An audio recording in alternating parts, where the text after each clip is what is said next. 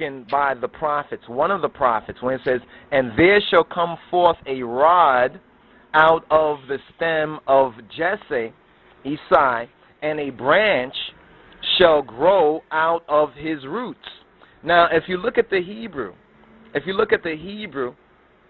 you will find that the word for branch is netzer,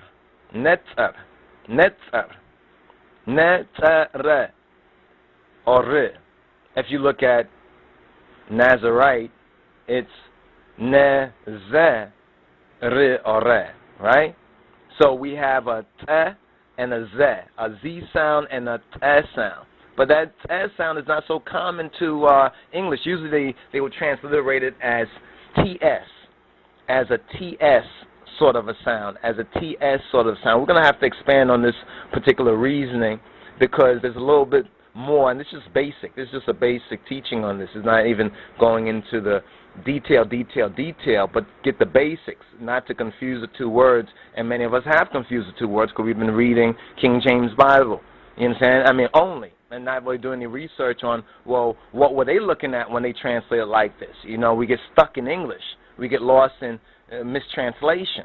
That's what happens. But when you go to the Strong's Concordance, the H5342, you find the key word, netzer, and netzer, it's a masculine noun.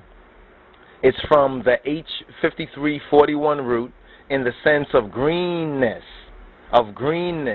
as a striking color.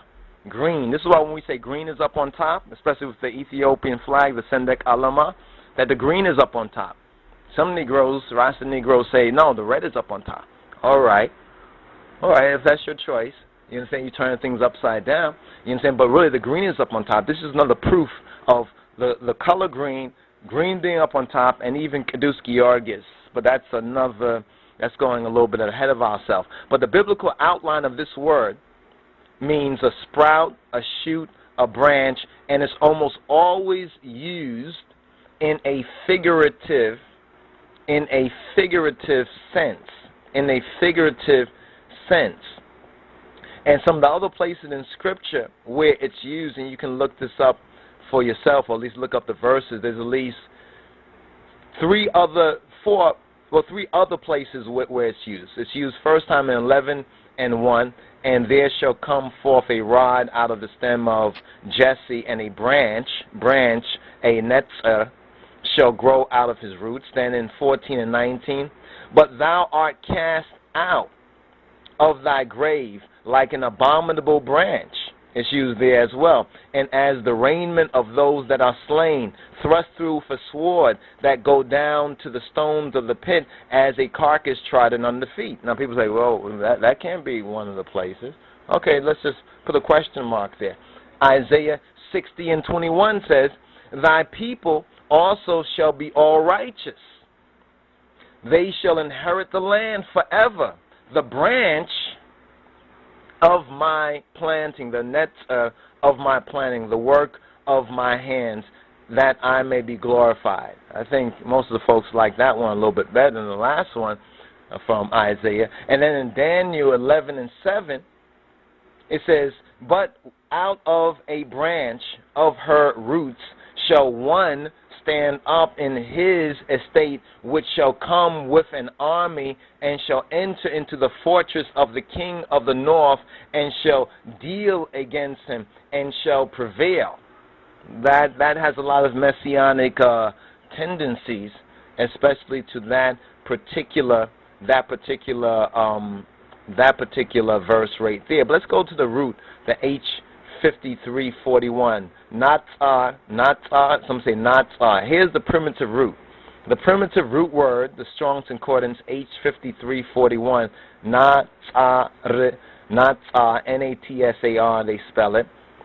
It means, biblical outline, biblical usage, to guard, to watch, watch over, to keep, to watch, to guard, to keep, to preserve, to guard from dangers, to keep, to observe, to guard with fidelity, to guard, to keep secret, to be kept close, to be blockaded, while we had to block some of these nigger Jews, you understand? These extremist so-called black Hebrew Israelites, haters of Haile Selassie, haters of our kinsman Redeemer, haters of Christ and his kingly character, had to blockade them. That's what Nazareth, Nazareth signify as a watchman, the participle watchman. Now, Justinian's lexicon has some interesting references, but when we go through the scripture, actually, do you want to know how many times this appears in the scripture? The root, natsa. The root is has 63 translation counts in the authorized King James Version. So you probably know we're not going to be able to go through all of those in this, and this is for your home study. This is your homework for the serious Rastafari, for the true Rastafari and the Ethiopian Hebrew. This is home study when you're going to really go into this so you can really know for yourself. But just fly over, and this kind of fly over, the meaning to keep, like a vineyard, to look at, to watch over, to defend, to free. All of this is a part of the root word meaning of Natsar, where, for example, Psalm 141:3 says, as if keep watch over the door of my lips, my mouth, lest rash words should go forward. So when we see some of these nigger Jews out there cursing us every name, calling us every name besides being a son or a daughter of God, we don't really have time for that. We got to blockade them. You know what I'm saying? Because they're already violating what the scriptures say right here. They're not keeping a watch over the door. They're not keeping a knot over the door of their mouth. So they're not really following truly in the way of Yehoshua or Yahushai, as they call him.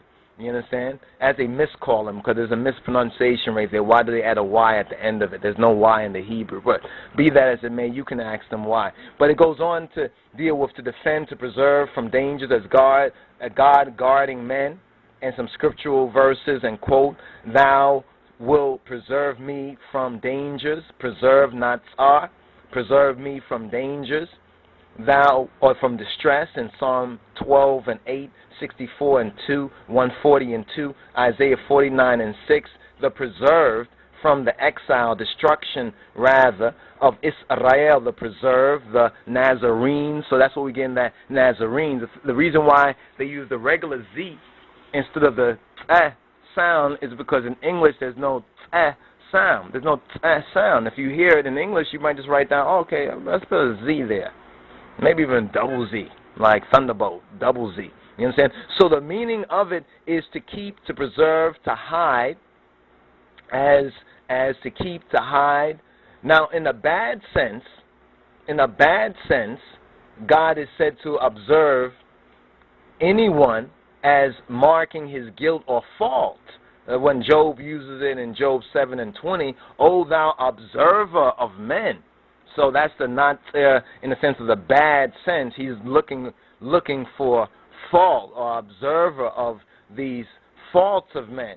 You understand? But to watch, as to watch a city. So the idea is very, very consistent, and we do find it in the prophetical books. And if we were to study through each of the 63 references as it appears in many of the prophetical books, let's just go through this just briefly, quickly. Natsar, it appears in many of the prophetical books. It appears in Isaiah. It appears in Jeremiah. It appears in Ezekiel. It appears in Nahum. Those are prophets, aren't they? Okay, so that root word right there where it says, as it was written in the prophets. Not just the prophets we have written down, but also you have to remember that the prophecy was an institution. So you had the chief prophets or great prophets like Isaiah, but you had others who were scribes and others who were disciples of those prophets, and they were known to the people also as the prophets because they kept the prophetical message of the chief and the main prophets alive and well. So the idea about why Christ drank wine in that sense, since he was a Nazarene, is incorrect. The first thing is the words are two different words in the Hebrew. You understand? And when we get to the root, in other words, if we understand the Bible like those who wrote the Bible or originally communicated these biblical ideas, they were from two different root words.